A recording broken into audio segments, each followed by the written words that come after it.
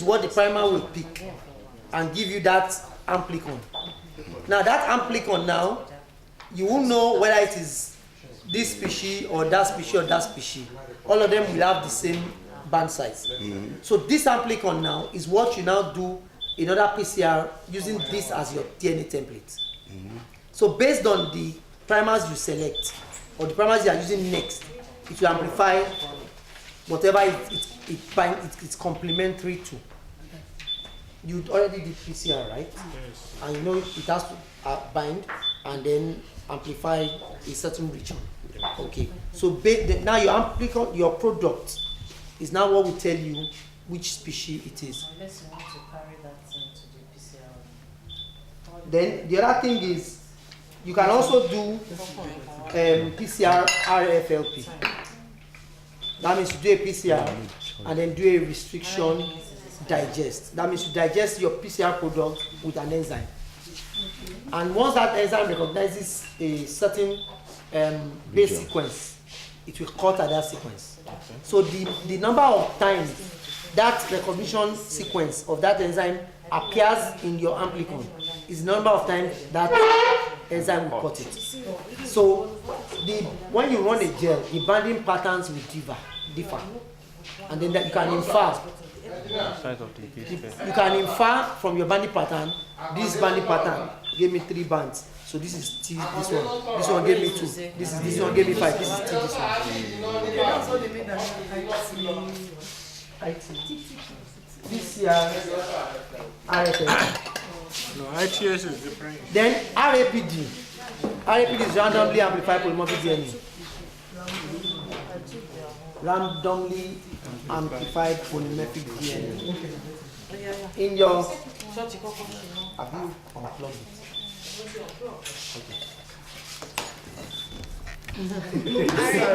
RAPD, randomly amplified polymorphic DNA.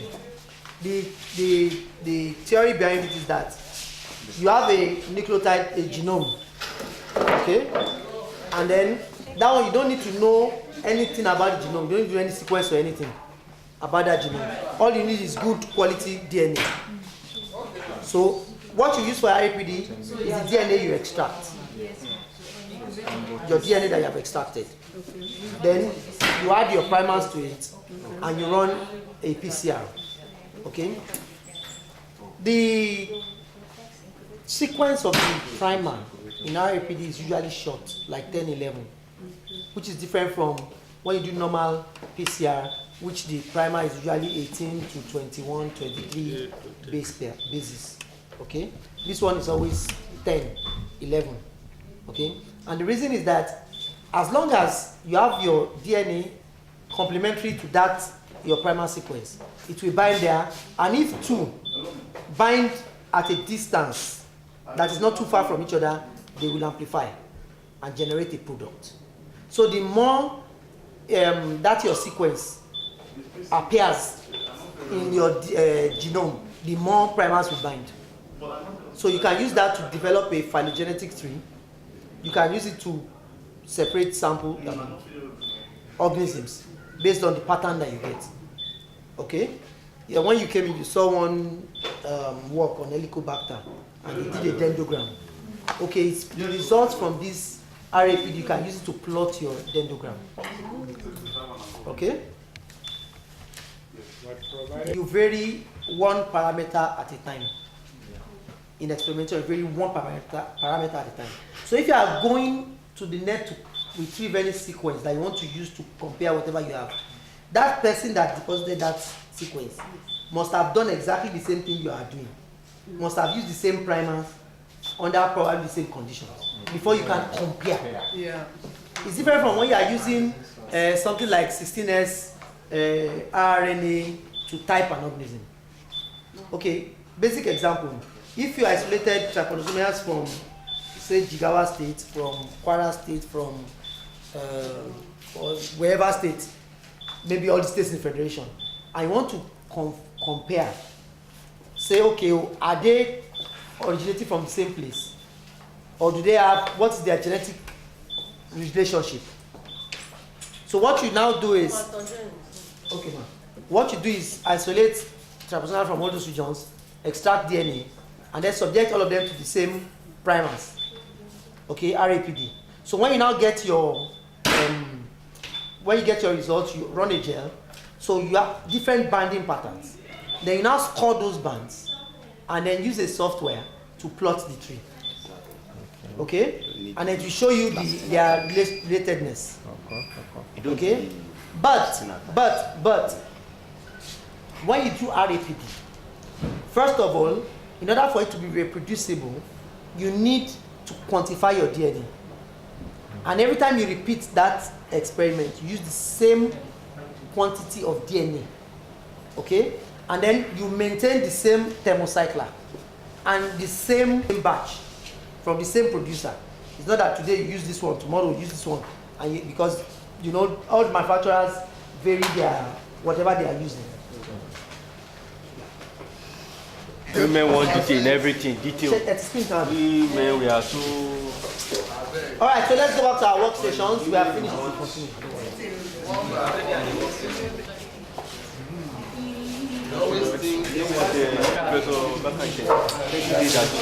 They enjoyed having Yes. We are discarding the supernator. Yeah, actually, Please don't shake the tree, bro.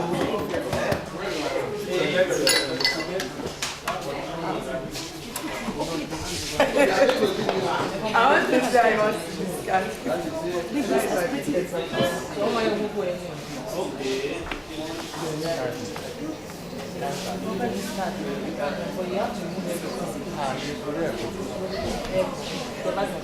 But don't take out the filter. Make sure the filter is there.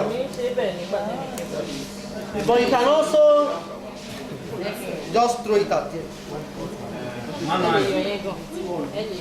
Manually. Yes, you can do it manually so far the filter.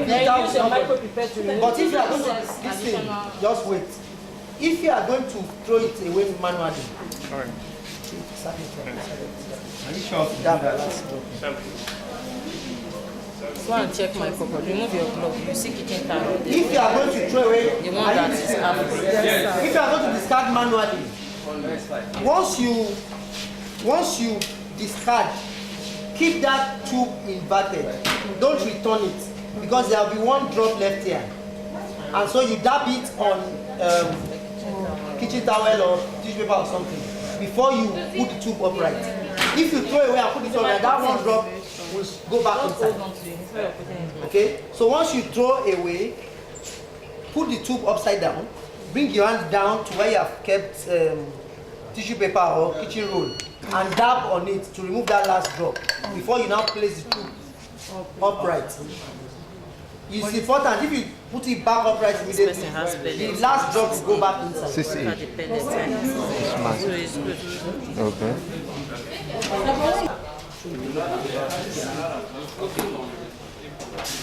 You want to throw it away? Where is the... Give us a Wait, sorry.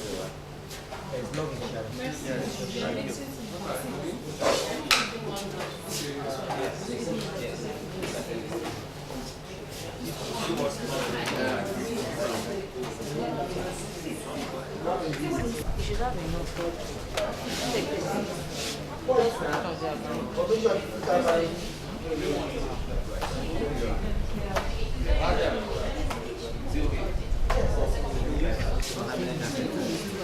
So we will not see a visible payment.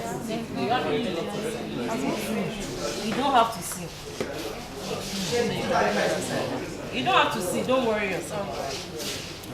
You know the filter paper said will block you from seeing the pellets. If you block you from seeing the pellets, so it's Okay, there. so now Oh, yeah. So next one, LB. You know what I'm saying?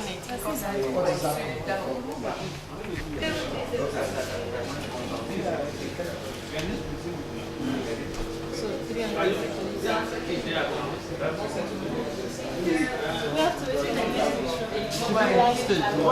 Why? Process for 30 seconds. And then immediately 8 microliters of protein K. Where is it? So you need to set your P10 in the center here. Okay. And this one can also do shaking. It can also shake your samples if you wish to. You can also program it to stop at a particular time. Yes, you can set it for anything you want. Each block. Set for that 60. Yes, it has been set for 60. Okay. So you just have to time, and then you take it out from there. Okay, so let me ask that. You know we are in Africa. We don't have it dog. Can we use a water bath? okay, if you are using water bath, the cap of your tube must be well fastened. 60. And then and you put it on a floater so that it doesn't take water. Even if you have oven too, and you can set it at 60, it's still okay. But remember, if you are going to use an equipment, switch it on 15 minutes before. So it's not that when you want, it's when you're going to switch on your water bath. That means you'll have switched it on, it's already 60. By the time you reach that stage, you just put it inside. Okay? Okay, so proteinase K. The question is why are we using proteinase K? Why are you incubating at 60? And why are you incubating at 60? That's why I pronounce it. Most proteins will be denatured at that temperature, at 60 degrees. Most proteins will be denatured, especially the nucleases. That because nucleases are enzymes that degrade nucleic acid. Okay, all DNases which degrade DNA, and you have RNases which degrade RNA. We have used RNase A to take out RNA from our extracted extraction. Okay, so we are supposed to have only DNA left. That RNase A is an enzyme, is a protein. Okay, and so when you raise the temperature, it gets denatured. Okay, likewise, if there are any nucleases there, it get denatured. Now proteinase K will degrade virtually any protein. And the thing is that it can stay at that high temperature for 24 hours even without anything happening to it. Okay, so it will, if there is any protein there that is active, it will degrade it. If there is any protein that is denatured, it will degrade it. Because there are some proteins, when you reduce the temperature back, they will renature and start become functional again. And you don't want anything to degrade your DNA, which is what you are after. If it was RNA we're after now, we will put in DNAs to degrade DNA so that we leave RNA. Alright? So raising temperature will do what? Denature proteins. But proteinase K will not be denatured at that temperature. It will be active. And it has a wide range of activity, temperature for activity. Okay? So once you do that, in some protocols, you can keep it overnight till the next day. Like you are tired. Or you just must work. They say you should work and you have to work. So just before closing, just do it. Keep it in the incubator. Tomorrow morning is another day. You can pick up tomorrow morning and start your work again. Yes, as long as you have the proteinase K in there. So you mean at this stage now, if you are tired, you can stop? Yes. But if you stop, you reduce 55 degrees. That will last you till tomorrow. But if you do that now, tomorrow you now start from the beginning. Sorry, 55 degrees. Yes. Freeze that temperature. We'll start from the beginning all over. No, because you have not completed the extraction. Okay. What we are trying to achieve today It's extraction. is get it up to PCR stage, so that we can mix our PCR cocktail and put in the thermocycler, and then everybody can go. The thermocycler will run overnight, and tomorrow we keep it. It will hold it at 10 degrees. For us, tomorrow we can pick it up and then do the nested PCR. But let's assume that we are putting the thermocycler in the morning. When we just come, how long will it be there? Main program. All this that we do. It's blocking. Yes. You leave the eating block on throughout.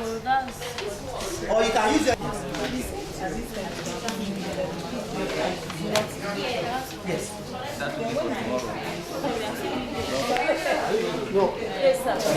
there's no option now. Whether you like it Is or it not. not to 29? It's not on you.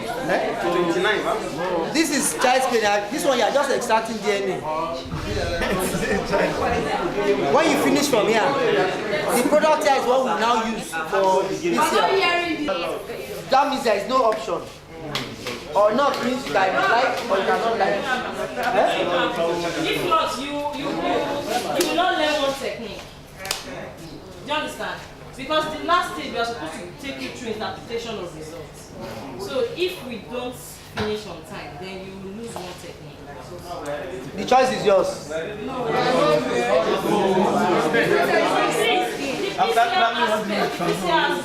Just limit your question to this extraction.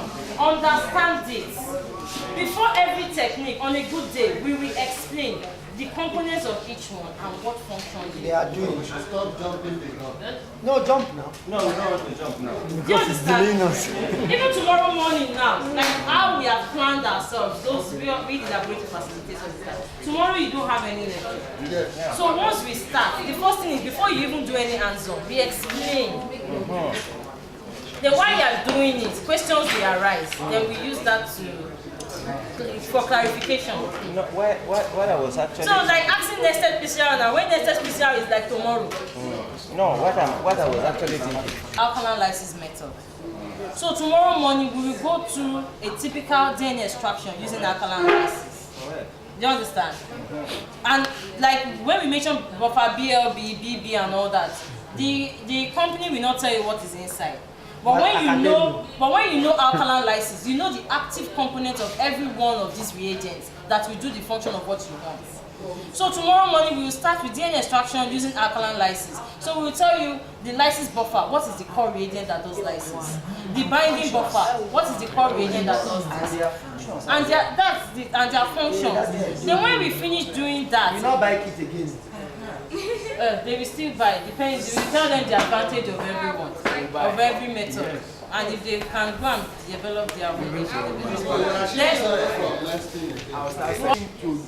To know is to understand the function of that work, so that will give you the opportunity to say, I want to learn more.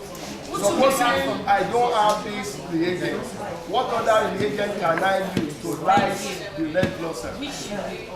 In my own time, there was nothing like this It's ammonium salt, ammonium chloride that we use to lyse. Ammonium chloride with lyse. They will normally do salting out after putting escape. Supersaturated sodium chloride after putting escape. There must something to keep the pH. Okay. So good. So majorly you have your DNA now.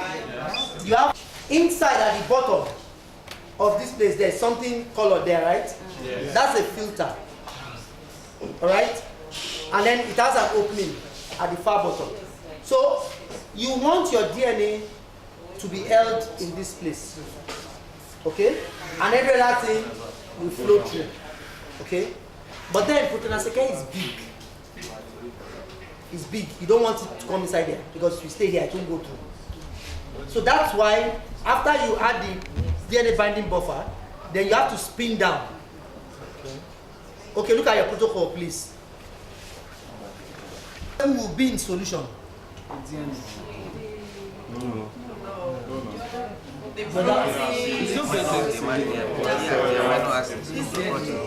The what now? The proteins. The proteins will be where in solution.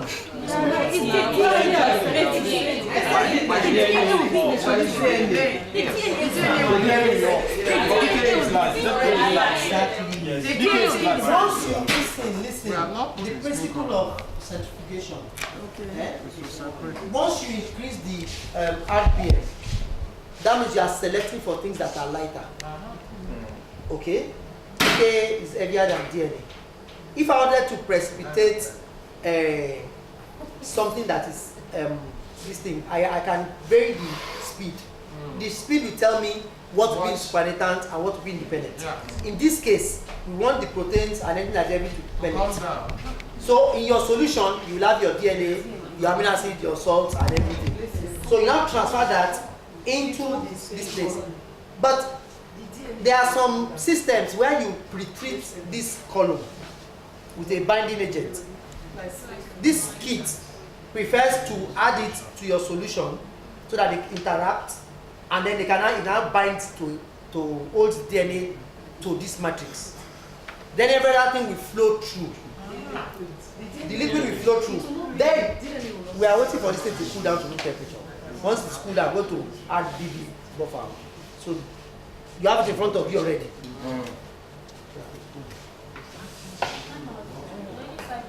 Okay, so that's what I'm saying now. Add your Zero to room temperature. 300. What are we binding now from your question? DNA. Add your BB. No, add your BB to that, what you have now. And then vortex briefly. Who is helping you out? Let that be your brother's keeper. Briefly, yes. It's exhausted. What do you say? Let me see what you say. I'm mindful of that.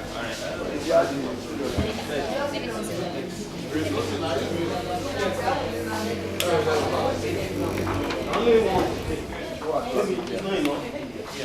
Where is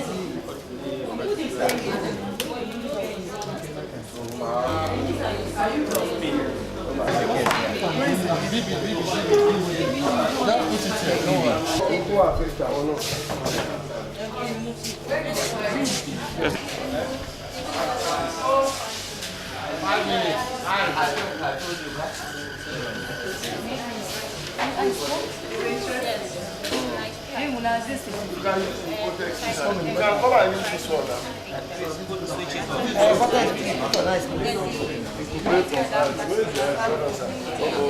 I just Google my name now.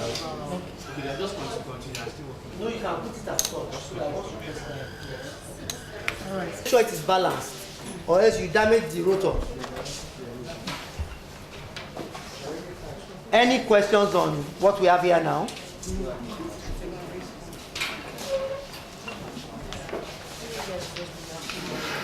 Big question of RAPD on tomorrow. Then you get my point. Okay. When you say any question, it's based on what he has explained. Yes, always understand. Okay. I trust my people. Tomorrow. Have you, Oga?